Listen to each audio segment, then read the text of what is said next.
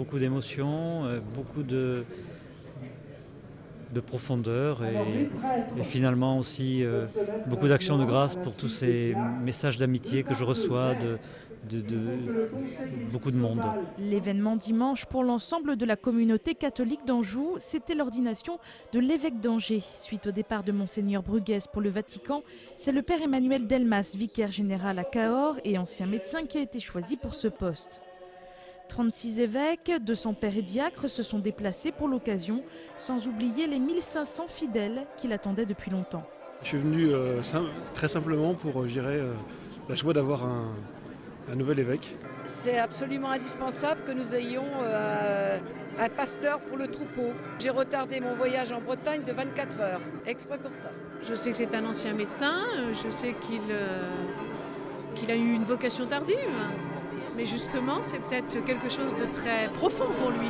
Une réputation d'humilité et de discrétion précède cet homme d'église. C'est un homme au grand cœur, un homme très relationnel, un homme discret, effacé, qui ne se met pas en avant, mais vraiment qui a un sens de la proximité. Moi, comme collaborateur, parce qu'il était mon vicaire général, j'ai eu le bonheur et le privilège d'apprécier donc toutes ses qualités. C'est en la cathédrale Saint-Maurice qu'a eu lieu la célébration, une célébration intense de 2h30.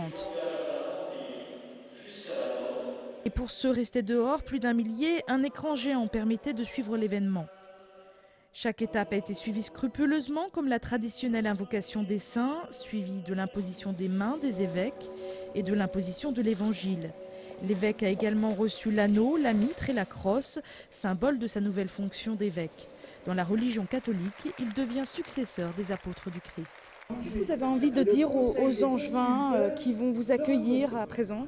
Que je suis heureux de devenir l'un des leurs, que je suis très fier de pouvoir les connaître, aussi de ma joie d'aller à leur rencontre, de faire leur connaissance, de leur annoncer la parole de Dieu, l'Évangile.